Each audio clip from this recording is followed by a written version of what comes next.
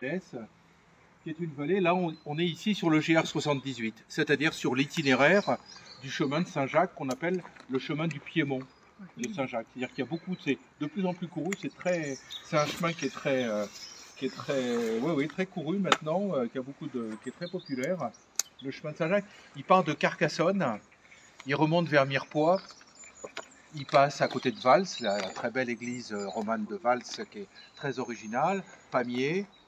De Pamiers, ça va vers le Mas d'Asile. Du Mas d'Asile, ça arrive par ici, vers Saint-Lizier. Saint-Lizier, donc ça prend la vallée du Lez. Et ça va vers Saint-Bertrand-de-Comminges.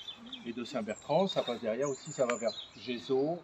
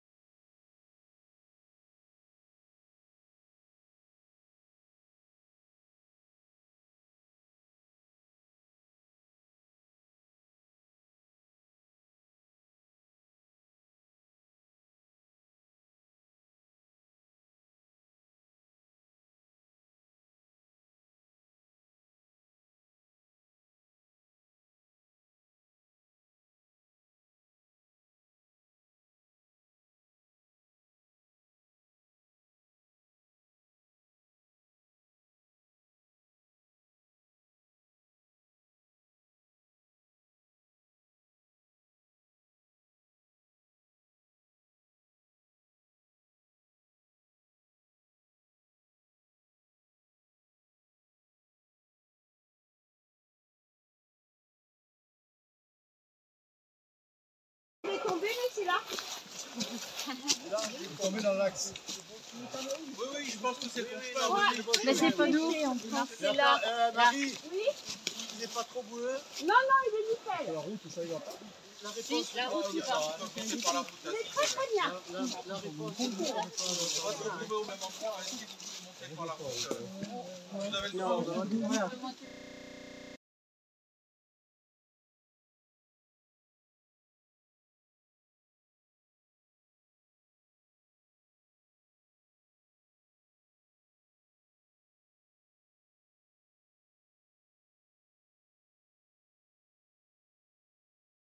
C'est 9e siècle, 10e siècle à peu près, la création des paroisses.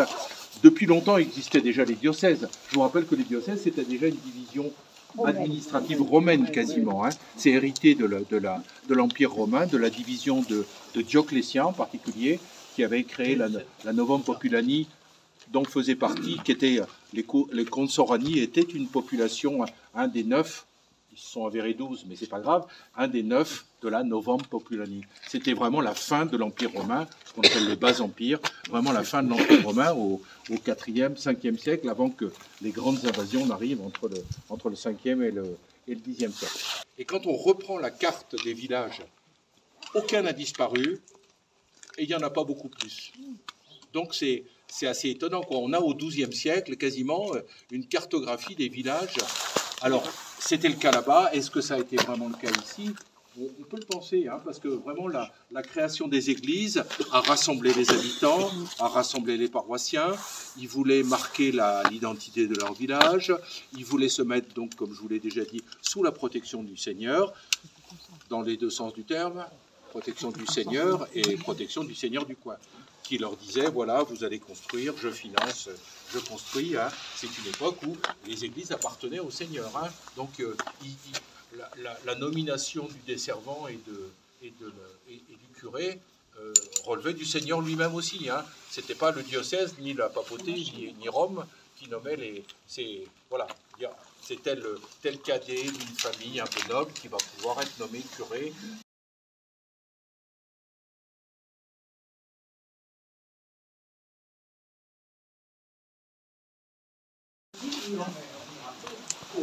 Est-ce que quelqu'un a encore un petit creux pour du jambon bio?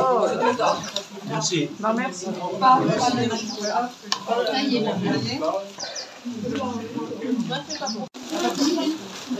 c'est la aussi. Non,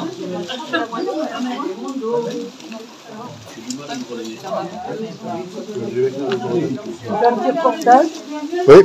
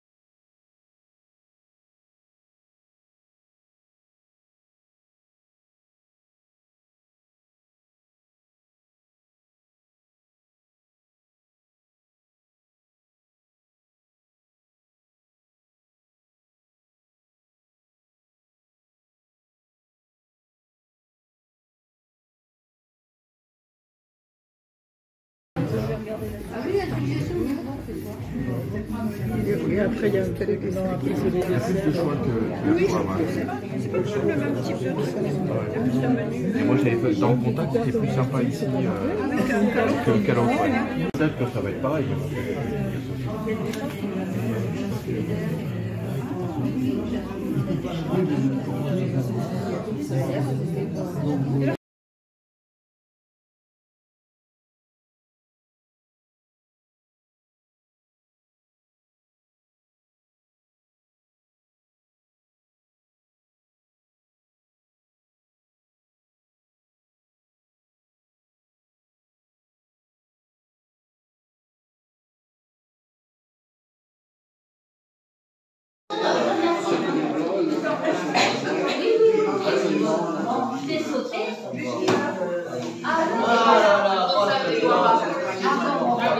Donc,